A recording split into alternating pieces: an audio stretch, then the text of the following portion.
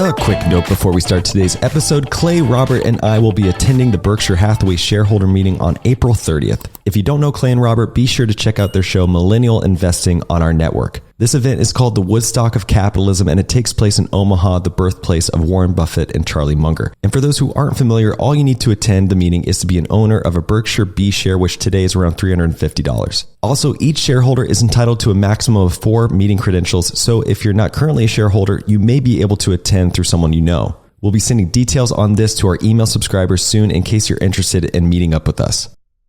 On today's show, we have a powerhouse duo, and that is billionaire philanthropist John Arnold and Michael Faye, the co-founder of GiveDirectly. John was an early employee at Enron, becoming a multimillionaire in his mid-20s before starting his own hedge fund. After retiring from finance, he has been operating full-time at Arnold Ventures, his philanthropic foundation. Michael Faye holds a PhD in economics from Harvard and has founded multiple philanthropic organizations that focus on getting money into the hands of those who need it most. GiveDirectly has support from billionaires like John, Reid Hoffman, and others. This was an amazing opportunity to seek to learn about the philanthropic world through the challenges John has faced and the solutions that Michael has implemented.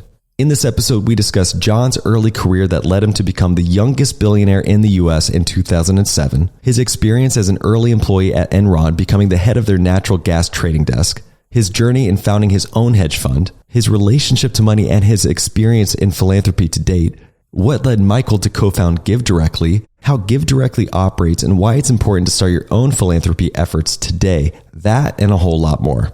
It was truly an honor to sit down with both of these gentlemen who are focusing their full efforts and resources on solving global poverty. It was a very enlightening discussion, and I hope you enjoy it as much as I did. So here's my conversation with John Arnold and Michael Faye. We have a powerhouse guest list. We have John Arnold and Michael Faye, and I'm so excited to have both of you on the show. We're going to kick off the show by speaking a little bit to John, mainly around his career. He was at one point the youngest billionaire, what he's up to, how he's discovered Michael Faye and GiveDirectly, and pull Michael in about halfway through. So with that all being said, John, welcome to the show. Thank you. It's great to be here.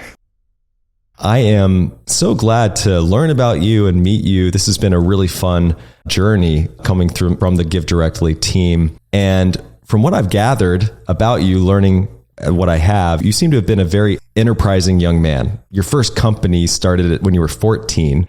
And given that you were the youngest billionaire back in 2007 and have now gone into philanthropy full time, as well as signed the Giving Pledge, I'd like to start out here by just hearing about your relationship to money, especially early in life, because that philanthropic career seems to have captured you very early on. So we're starting with a softball question, my relationship to money. I think it's fair to say that I was consumed by the idea of making money from a very early age. I remember having this conversation with my parents that I wanted to be a millionaire by the time I was 30. That was my goal. It wasn't that I wanted a specific career track. It was my goal was to become a millionaire. And so I was going to reverse engineer how to get there, which started with that summer walking around the neighborhood trying to knocking on doors, trying to mow somebody's yard for $15. And the following year, when I was 14, it was the baseball card craze had started. And my friends were all collecting cards, and I collected baseball cards for 5 minutes. And then I realized, hey, I want to buy and sell baseball cards. I want to translate this into how can I start a business and make some money around it. And so that led to kind of a several-year enterprise with me becoming a wholesale distributor of cards, taking advantage of geographic arbitrage and information arbitrage opportunities, sending cards all around the nation, bringing cards in, and earning enough money to pay for a couple years of college. But went that concept of how do I make money, I think translated into the books I read in high school. I remember reading Liar's Poker, reading the Wall Street Journal every day, reading corporate biographies, things like McDonald's, and even a Donald Trump biography, God help me. And then when I got to college, it was, how do I get out of college as quickly as possible and get into the game? So I took heavy course loads, had some AP credits, took summer school so I could graduate in 3 years and just get out there. And so the whole kind of life progression up to that point was, I want to be in the business world. And if your goal is to make money, especially back in the 90s, you very easily got steered into the field of finance. And so here I was. I didn't really know what investment banking was. I didn't exactly know what trading was. I had read enough about them both to kind of understand that that's where I wanted to be. And so that steered my career track. And certainly in the field of trading, which is probably the one profession that is most directly related to money, right? You have that scorecard with you every day about how are you doing in the market and how does that translate to your own compensation? And that very much steered me from an early age. Where do you think the urgency came from? Why age 30? What did money kind of mean to you at age 30? Were you planning on retiring at that point? Did you just want freedom? What was the drive there? I think I was trying to prove something mostly to myself, but a little bit to the world, that I was a good student. I wasn't a great student. I was naturally very talented in math, but I never put in the effort to get the best grades. And so in high school, again, I had good grades, but I wasn't valedictorian or salutatorian. I applied to go to Ivy League schools. I got rejected from them all. Ended up at Vanderbilt. Coming out of Vanderbilt, I applied for the marquee Wall Street banking jobs, the Goldman Sachs and Merrill Lynch's, and got rejected from them.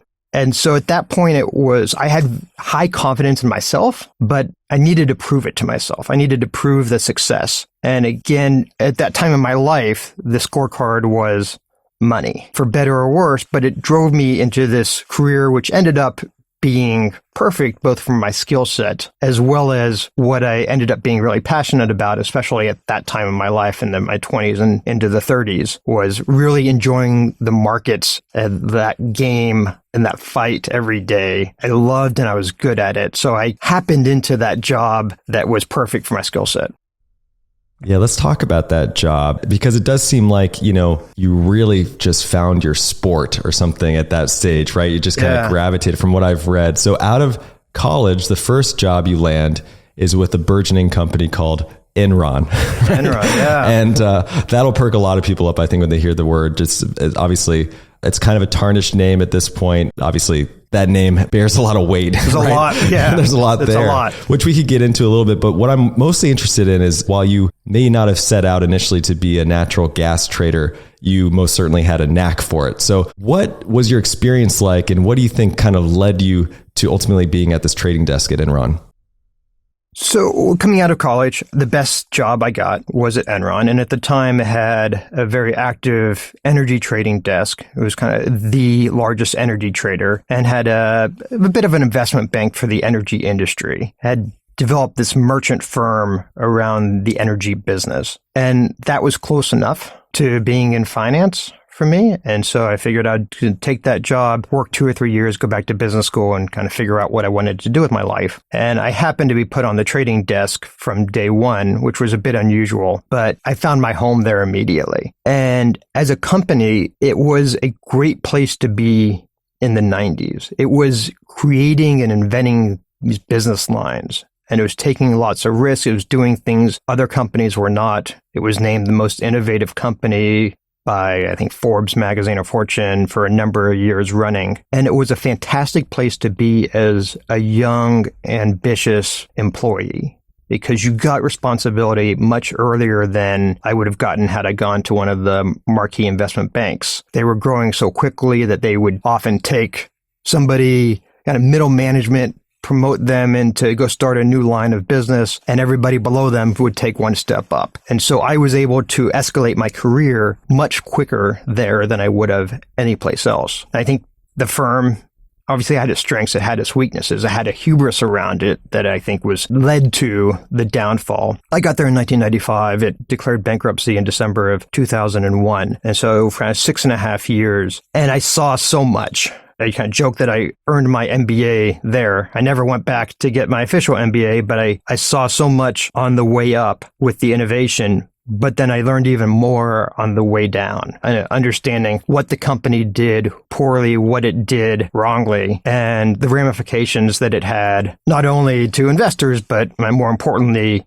to the older employees. It was fairly easy for people like me, the people in their 20s, to transition into a new career or a new firm. But the pain that it created for older employees who lost a significant amount of their retirement funds and their next job wasn't as clear, it was real. And so having all those mixed emotions about being part of the creation of this or the build up, the success that the company had, but then seeing that downfall and all the pain that it caused was real. It was an emotional roller coaster. I, at the time, was by 2000, at the age of 26, I was the head natural gas trader at Enron, which was the biggest gas trading firm in the industry. So I was sitting in the biggest seat in the industry at a young age and just completely focused on trading the markets, had a small team around me, and we were just heads down, pedal to the metal, just all day, every day. And it was exhilarating. At that age, you just have infinite energy and just this roller coaster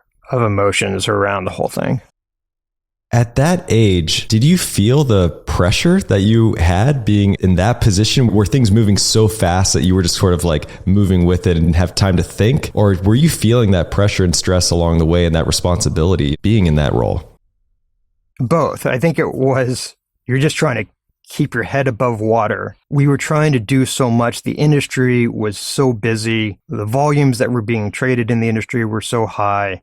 And we were the center of it. We were trading, multiples of what the next largest company was. And much of that was going through my desk. It was getting priced and managed through my desk and a lot through me. And so each day was just a battle to stay alive. But then you'd step back and see what was being created. And it led to a sense of pride about the success that certain divisions within the company were having.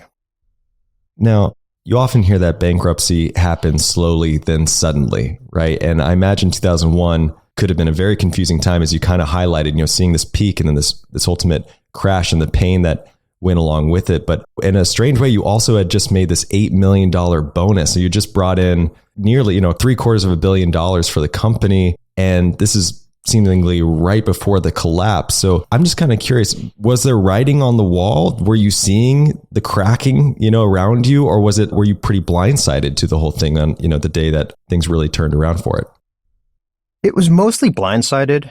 I had friends in other divisions of the company, and we would go get a beer, and some of them would talk about some of the issues that were in other divisions. But at the time, especially in 2001, the trading division was so profitable that there was a sense that those trading profits could mask over other parts of the company that were doing poorly. And so I didn't give it a whole lot of thought. I kind of knew that things weren't 100% kosher there. But again, it was just a day-to-day survival of trying to get through that day, get through all the trading volumes and translate that into some profit for the company, which then translates into success for me.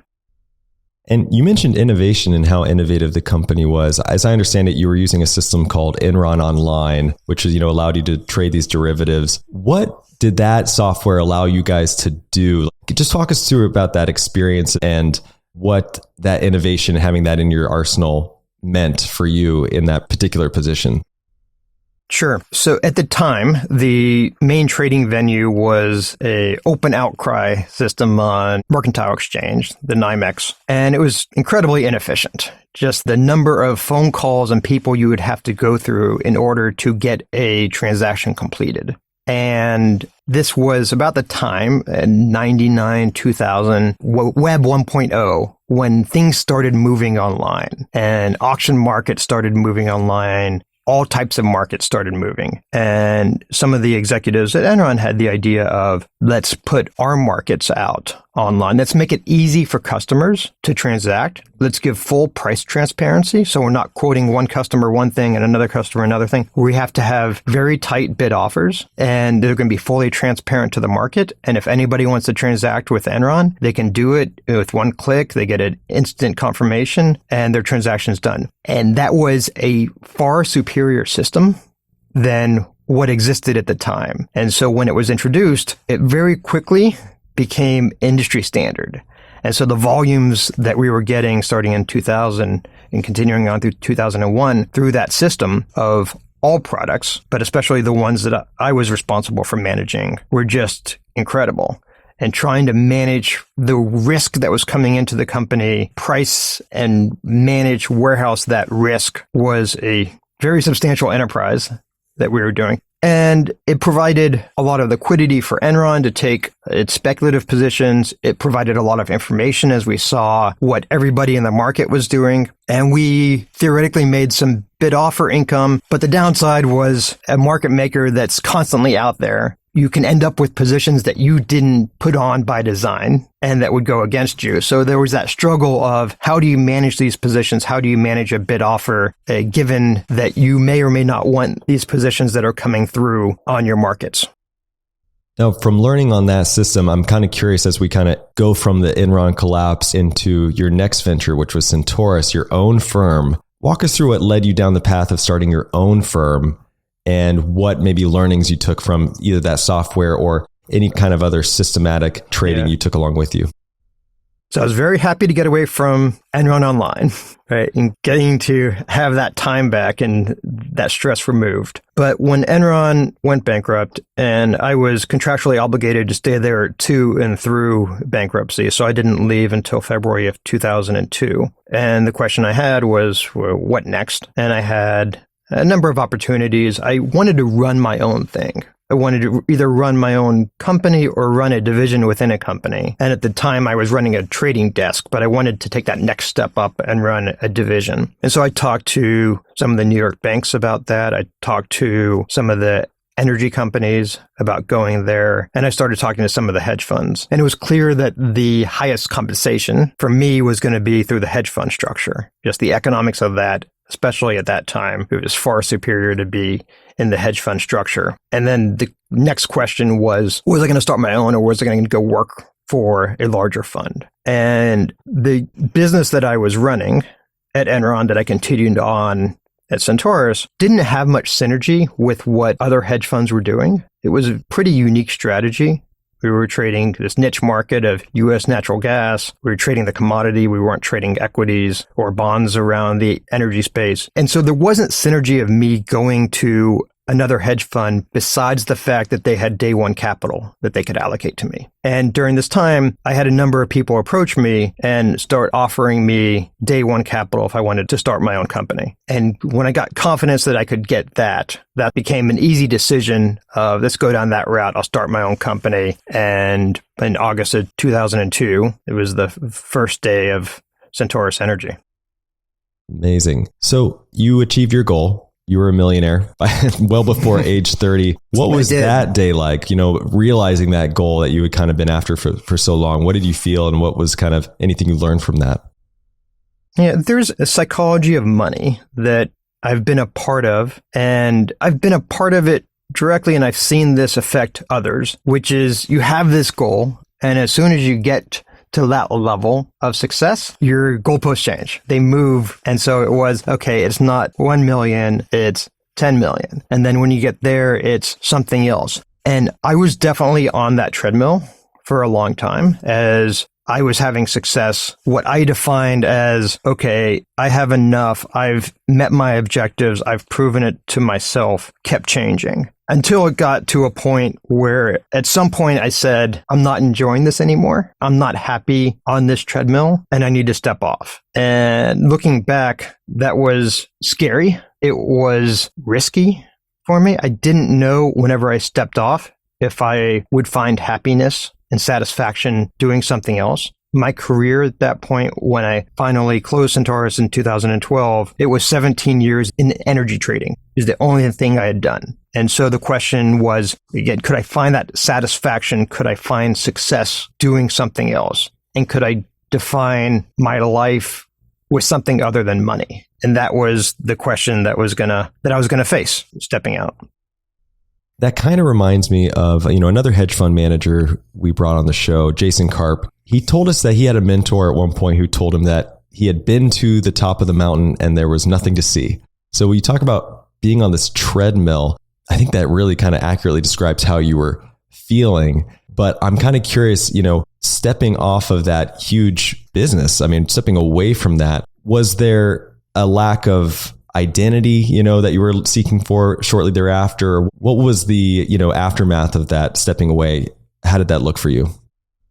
I was lucky. I had met my wife in 2006. We got married in 2007, and she had a professional career. We both had this idea of wanting to do something significant philanthropically when the time was right. And about 2009, she was at a crossroads in her career and decided to step out and start thinking about our foundation full-time. And I started doing it very much part-time, maybe an hour a day, go over to the foundation offices and spend some time there. And over the next several years, I started getting more and more interested in some of the issues and work that we were doing at the foundation. By the time 2012 came, again, my last year of running Centaurus, I was finding more happiness and more challenge thinking about our philanthropic activities rather than trading energy markets. So it was a very easy transition for me, at least from having something to do. The next day, I would just show up at a different office. The bigger question was, would I enjoy going from 1 hour a day doing that to doing it full time? Now, we're going to get to the philanthropy here in a second, but I have to just ask, while we're still vaguely on the topic of, your trading career, the markets are a lot different maybe today than they were back then in a lot of different ways. I'm curious, do you still trade on the side? Do you miss it? Do you participate in any way? Have you stepped fully away from the game? So I don't manage anybody's money, which, thank goodness, that takes away a very significant stress out of my life. I still mess around in the markets a little bit. I like having one foot in that for-profit space. I like just thinking about markets and investing. And so I do, at times, whenever I see something that's really disjointed in the markets, we'll step in and put a little something on. Is there anything at the moment, I have to ask, that where you're focusing the most? I mean, I'm just going to frame it that way. Is there any opportunities that are calling to you?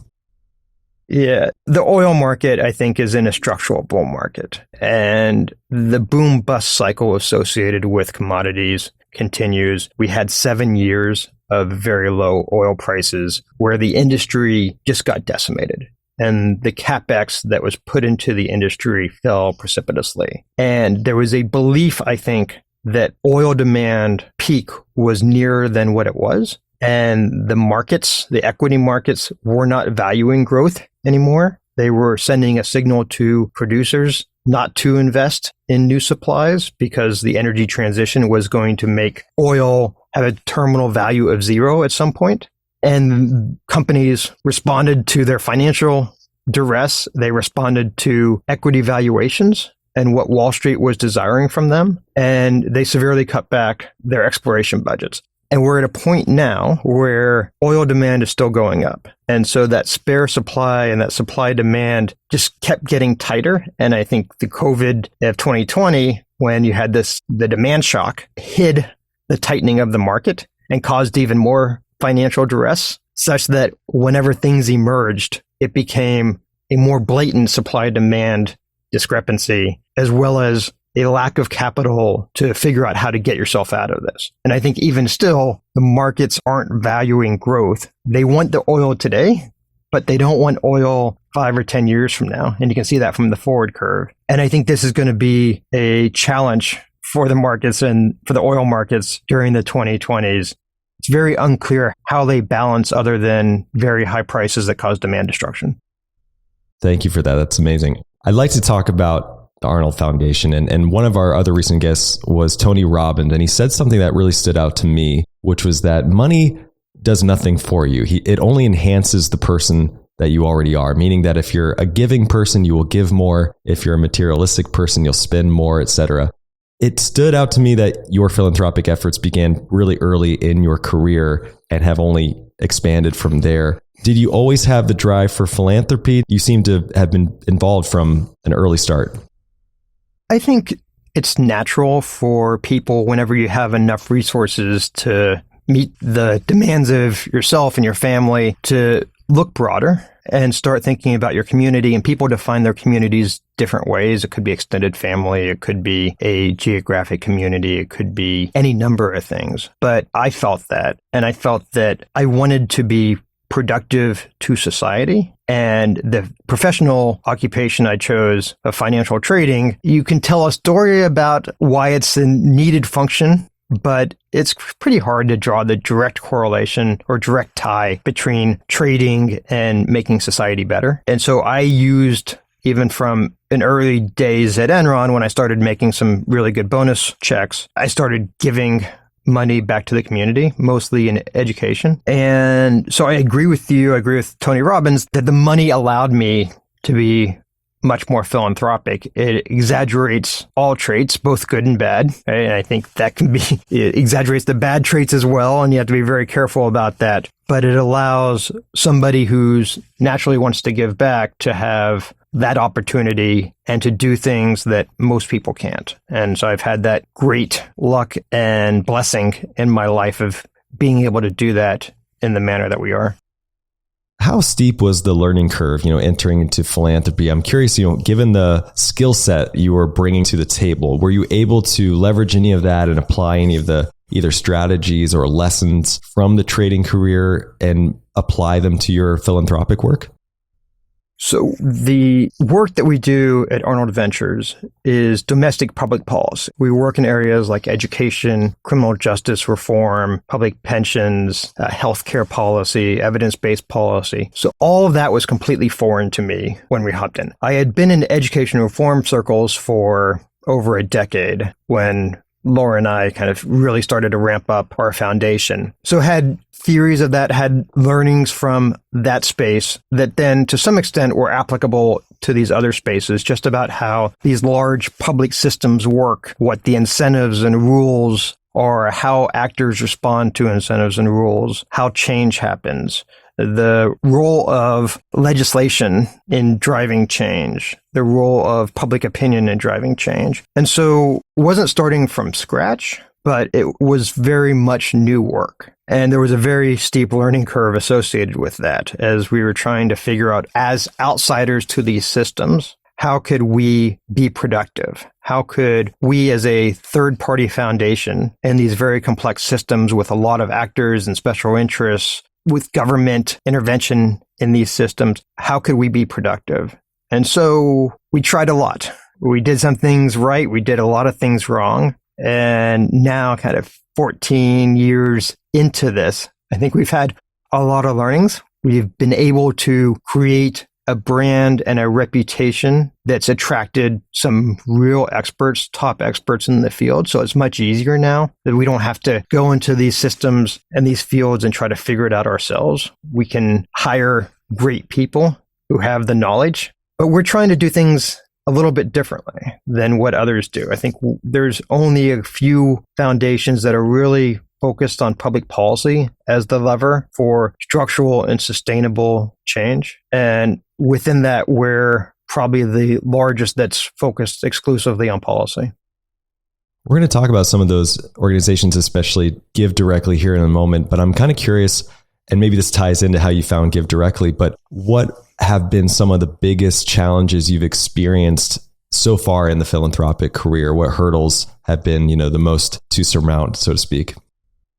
The hardest by far is special interests in all these fields. Anytime you're trying to change a system, there's winners and losers. And people who are harmed by that change, the special interests who are harmed, who have economic interests in the system, are very good at stopping that. And certainly some fields more than others, but at the instance of healthcare, which is probably the most powerful special interest in DC. And every congressman has a hospital in his or her district. Everybody uses the healthcare system. It's very easy to tell stories about the harms that are going to develop if the healthcare system changes at all. Political careers have been ruined trying to make change in healthcare. And so we go in and point out these deep inefficiencies in the system. And it's clear to experts about the flaws of the system, about ideas of how to improve it, but actually reaching change and reaching success on trying to improve the system is enormously challenging.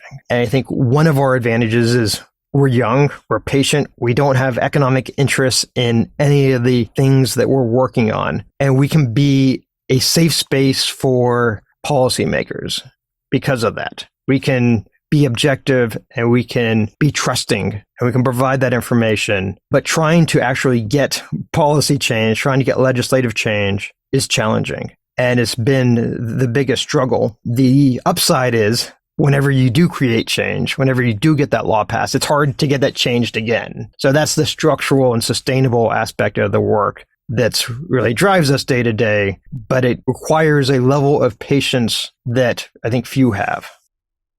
Yeah, the special interests are particularly interesting, and there's just sort of the misalignment of incentives. It just seems all across the board. And I, in researching you, I came across some what seemed to me like these cheap shots. I mean, you've seen advertisements of people kind of dragging your name through the mud just because of the association with Enron and trying to discredit you. When it's just fascinating to see that, knowing that the intentions and how genuine they are and the change is a significant one that you're trying to make. What has the experience been like just dealing with all of that external kind of ramifications or like collateral damage, from your effort? It was hard in the beginning. We were trying to improve these systems and we were getting attacked. And especially I was getting attacked. And to some extent, I had an easy target on my back, having Enron on my resume. But at some point, step back and say, why are we getting attacked? And the answer was because we're having an effect. If we were not doing anything, if we weren't successful in trying to change the conversation in these systems, we would be ignored. But the fact that we were getting ad hominem attacks against us and that special interests were hiring attack firms to go after us was an indication that we were having success. We were making progress, that they were scared of us. And that when we came to that realization, there were, I think, two ramifications. One was it was a renewed energy. Like, don't let this bother us. We don't have a business on the side.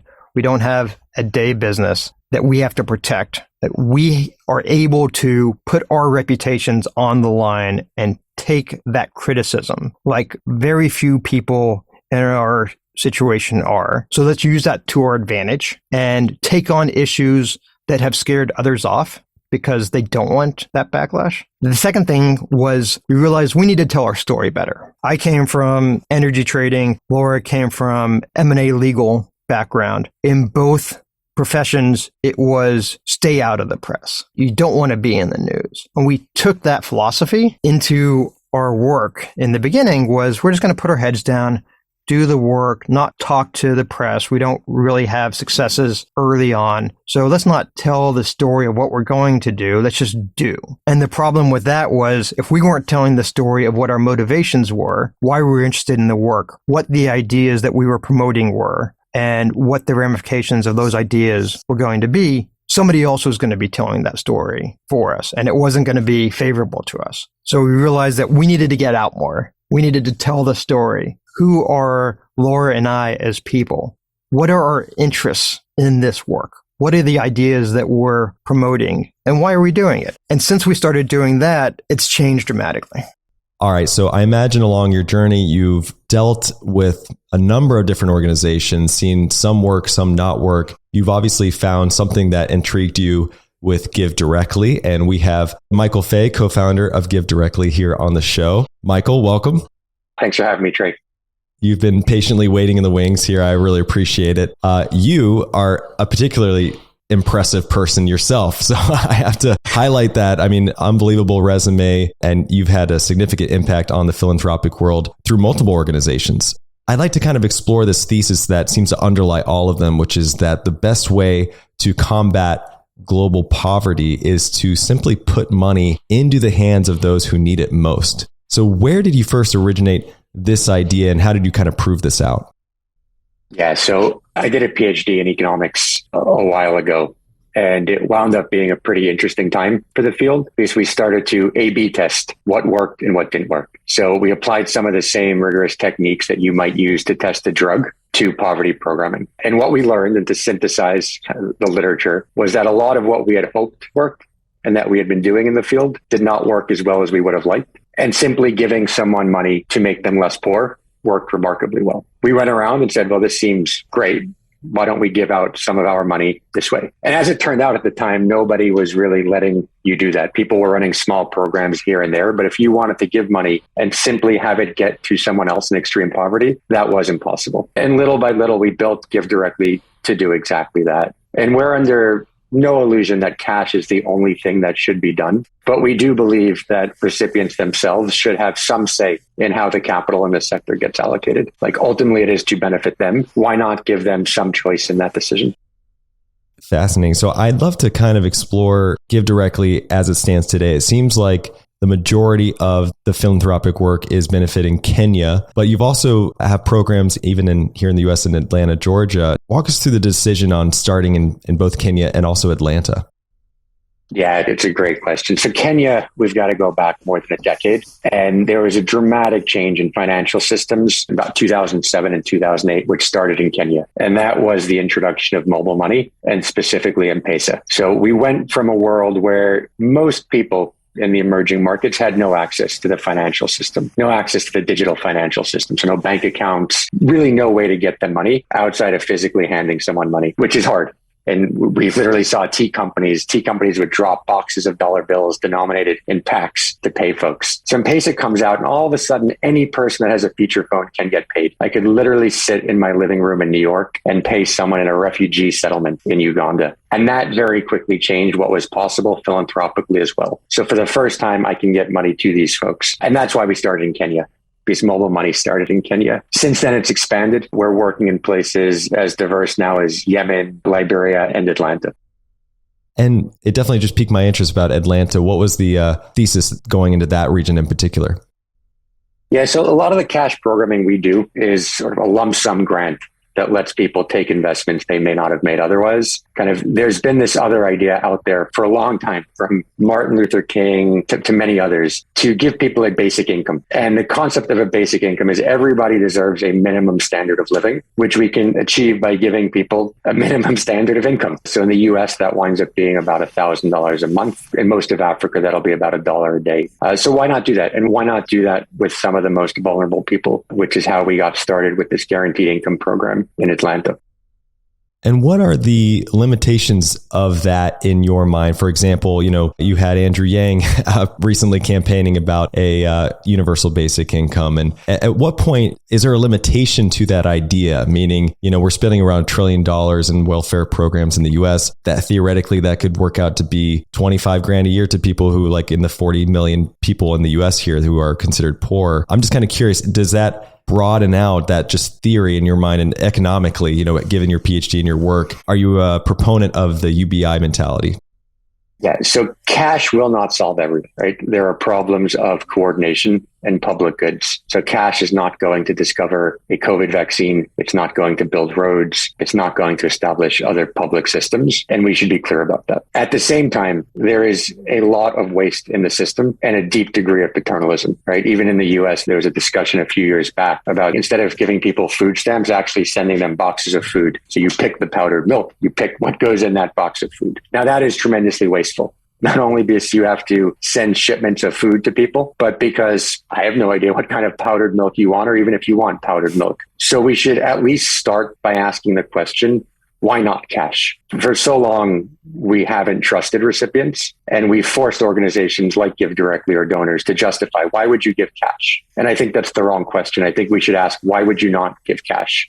Let's start from a place where the recipient chooses, where we empower them, and where it's efficient. And then let's make the argument, why not do that? And there will certainly be cases. The other thing I would say on this, you asked, what are the limitations? I think we're just scratching the surface. Cash has historically been a rounding error of what we do as a sector, and the potential for it's tremendous. You look at the global poverty gap today, and Brookings will estimate it's about 95 billion.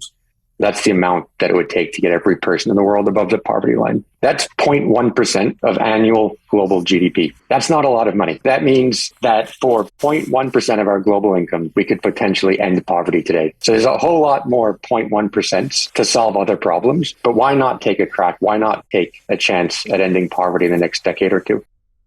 Now, speaking a little bit more about that waste, kind of on the flip side of that is the dormancy of money, right? And you have both been outspoken about this thing called a donor advised fund and it needing more regulation. So walk us through the misincentives around DAFs and what changes you'd like to see. What are the issues and what are the changes you're out to kind of change?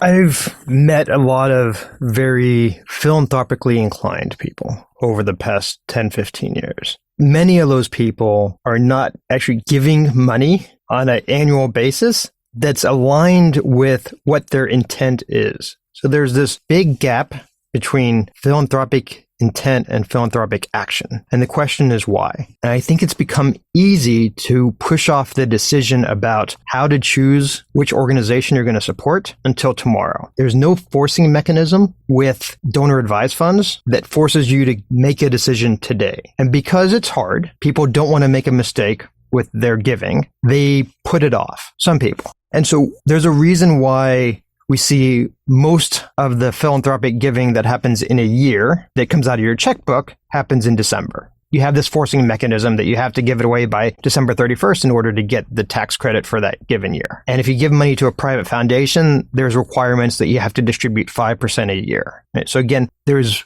these forcing mechanisms that get money moving. A donor advised fund is this unique structure where there's no requirement to actually distribute the money into the community. So you can write the check now into a donor advised fund. You get the tax credit for this year, but that money can sit dormant forever. And I think that's wrong. So what we're saying is that if the donor gets the tax credit today, that within a certain amount of time, that money needs to start flowing into the community. That these shouldn't be wealth warehousing vehicles, that some of them are, especially some of the very big ones are, and that donors actually should be incentivized to give them money while they're living, while they are thoughtful about it, rather than dying and having this money in a will be lump sum to a number of organizations. Or more likely what we see is that these decisions just get pushed off to a future generation that might not want that responsibility, might not have the same passions that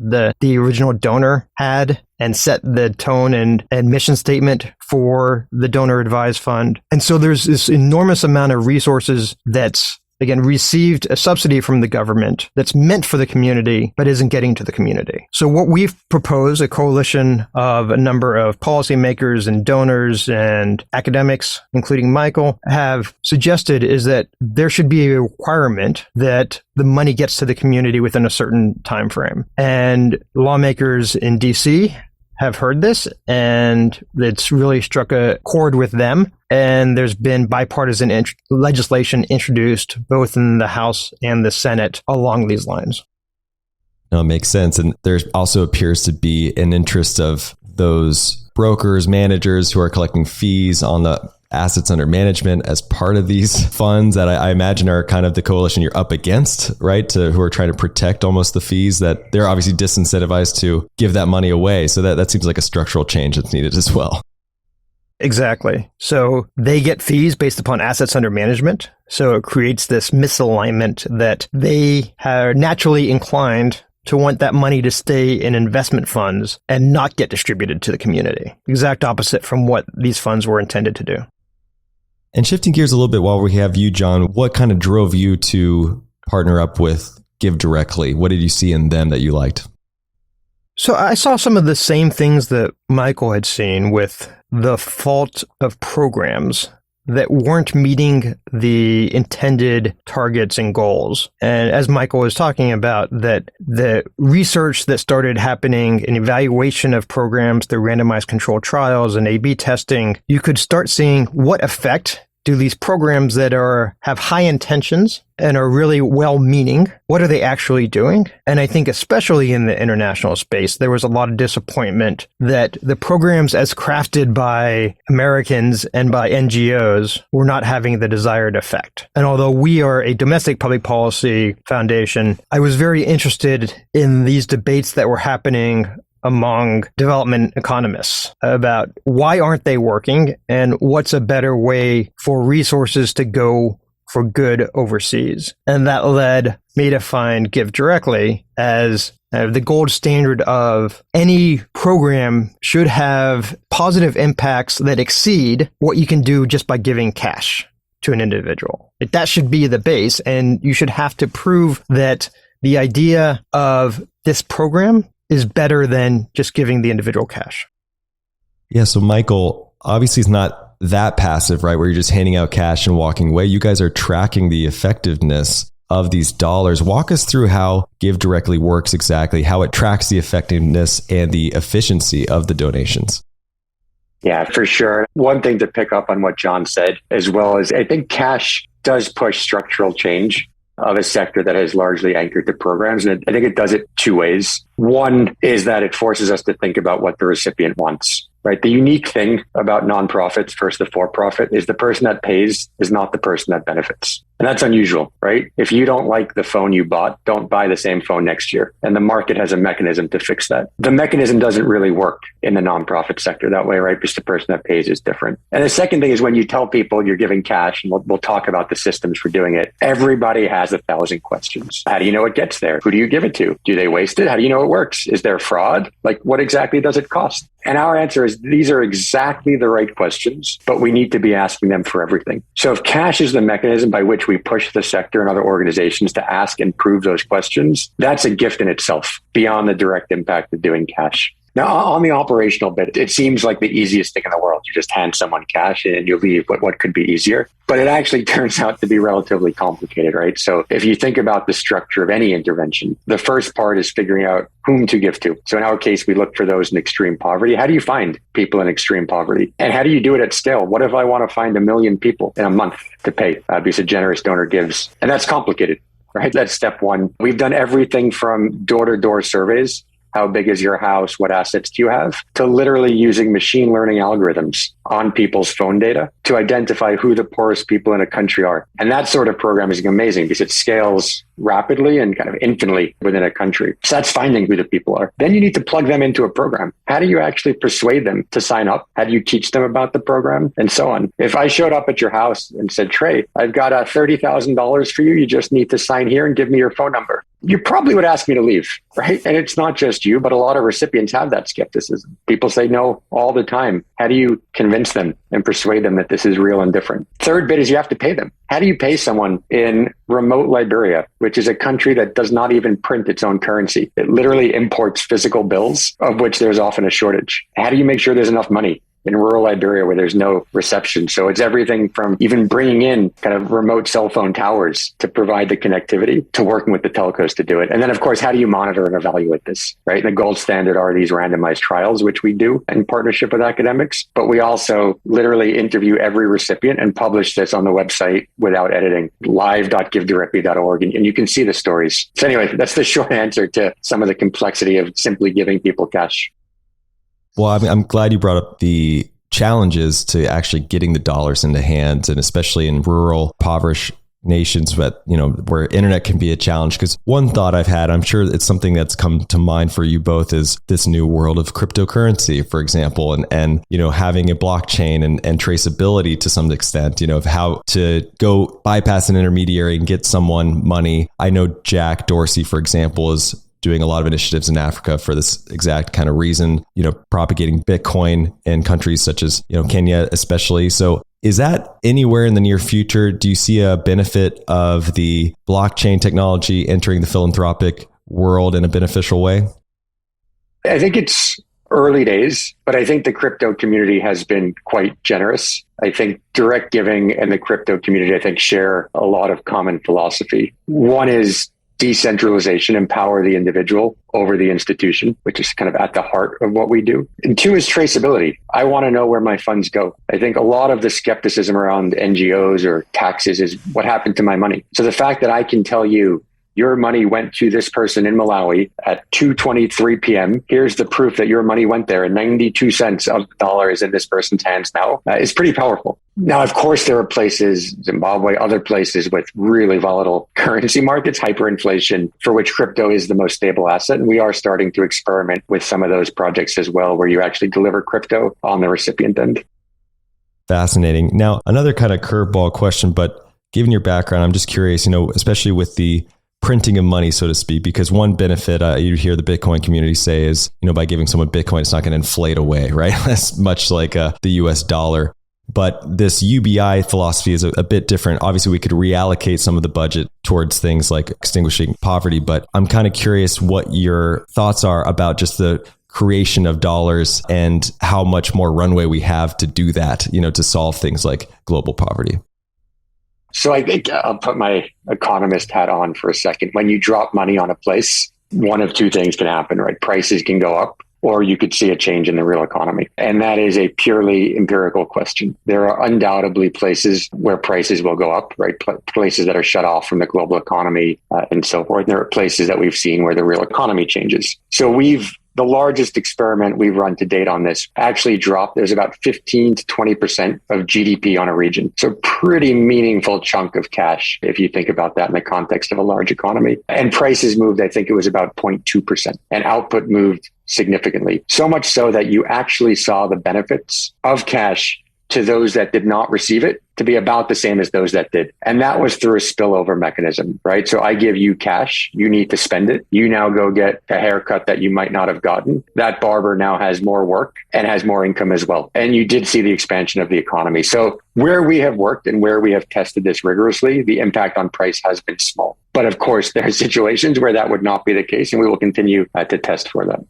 It depends on how much spare capacity is in an economy. I just got back from Sri Lanka, and it was notable. You drive around there, a very poor country, and there's just a lot of spare capacity of labor. You'd pass a roadside stand, and there's 2 or 4 or 6 people kind of sitting out in front of the stand waiting for a customer. And you could easily, with some economic stimulus, imagine that labor is put to a better use than having 4 people wait for 1 customer to show up. In the United States now, there's demand for millions of employees that the market can't match. And so if you dumped a lot of money into the United States economy, as we have in the past 24 months, you see a very different result than what you see if you dump it into Sri Lanka. And so I do think there is this question of how does UBI intersect with the existing social programs. When UBI as a concept was originally proposed, I think most people viewed it as a replacement to the safety net as it currently exists. That what would happen if instead of having Social Security and Medicare and food stamps, etc., if you took all that and just gave a check? And I think people over time have realized that that's probably not going to happen.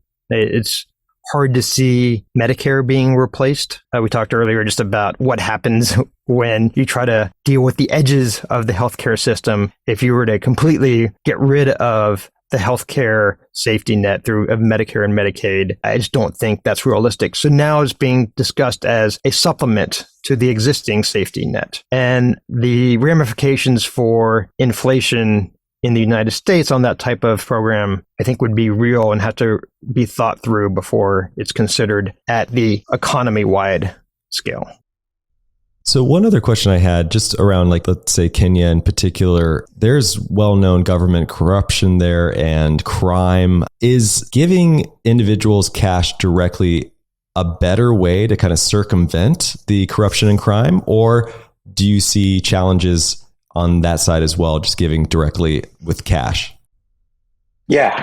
So the Kenyan government is actually running some of the most effective national cash programs out there. So I want to make sure to kind of recognize that they've been doing that for a while and doing it pretty well. I think the beauty of cash is that it does go directly and you have this traceability. So if there is any block in the system, and a block could be an additional cost, it could be a diversion of funds, whatever the case is, you don't have to worry about it. You've proven that you can go directly. And people will often say, but Michael, this doesn't solve every problem. This doesn't solve governance. This doesn't solve public goods. And of course, it doesn't solve every problem, but you can certainly solve the individual's problems while we figure out how to solve other problems. Some of those other problems are important, but we don't have any great solutions right now. And we don't need to wait to help lift somebody over the poverty line while we figure out how to solve some other big problem that we haven't yet solved. we should be doing that today. And this goes back to the Daft point and the urgency of problems today, but not just the urgency of the problem, but the existence of very good, impactful solutions today. Like, there are great ways to spend your philanthropic dollars today. You don't need to wait. And you also don't need to decide on the perfect solution, right?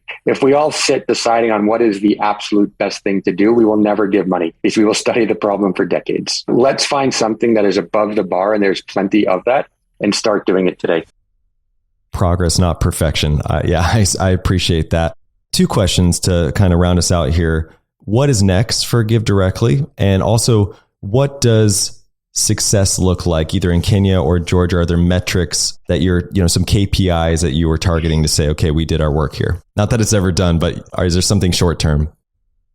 Yeah, so we look at all the KPIs, the efficiency, how many dollars do we put in the hands of poor, how quickly do we get it, how well did we target and find the poorest of the poor, and so forth. In terms of what's next, it almost sounds naive to say, but I think we have now developed the tools to find the poorest of the poor and to transfer them money. So let's ask, what does this look like at the next scale? Can we take an entire district out of poverty? Can we take an entire country out of poverty? And could we count back from the 711 million people left in extreme poverty to 0? Because it wouldn't take that much as a fraction of global wealth today. So at least let's take a shot at it. All right. So before I let you both go, I'm going to let you both hand off to our audience where they can learn more about you and your individual endeavors. John, let's start with you, Arnold Foundation, and any other resources you want to share. I just direct people to arnoldventures.org.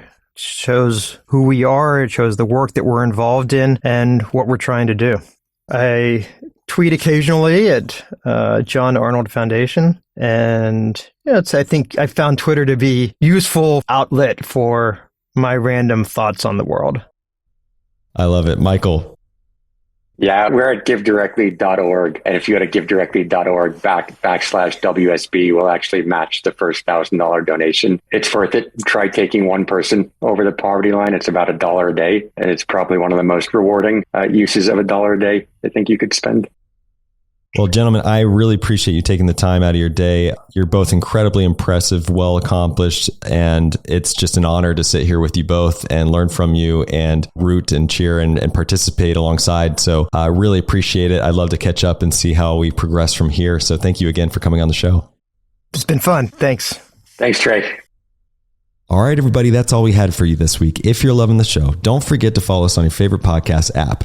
You can always reach out to me on Twitter. My handle is Trey Lockerbie. And if you haven't already done so, be sure to go to theinvestorspodcast.com and check out all of the resources we have for you there. And with that, we'll see you again next time. Thank you for listening to TIP. Make sure to subscribe to Millennial Investing by the Investors Podcast Network and learn how to achieve financial independence. To access our show notes, transcripts, or courses, go to theinvestorspodcast.com. This show is for entertainment purposes only. Before making any decision, consult a professional. This show is copyrighted by the Investors Podcast Network. Written permission must be granted before syndication or rebroadcasting. Thanks for watching. Make sure to subscribe and hit that notification bell so you don't miss out on the next podcast episode and new investing resources. What are your takeaways and thoughts on this discussion? Let us know in the comments section below.